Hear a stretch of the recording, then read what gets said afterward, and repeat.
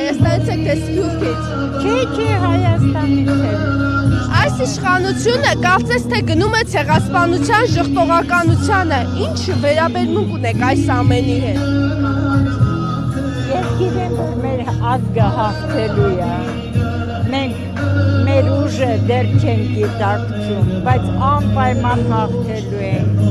Այս Աստված մեզ ուղարկեց այս ամեն ինչը, որ մենք մաքրվենք։ Իսկ համաձայն եք են ձևակերպման հետ, որ այս ամենամյա երթերը խանգարում են Հայաստանի պետականության պահպանման համար։ Մալիկ ջան, ես հիմա կարող եմ քֆուր տանել, արդեն չեմ պատասխանի։ Դա ապուշությունն է,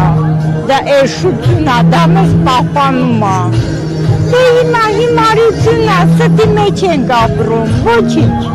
ոչինչ, մենք կհաղթահարենք, դե կտեսնեք։ Շնորհակալ։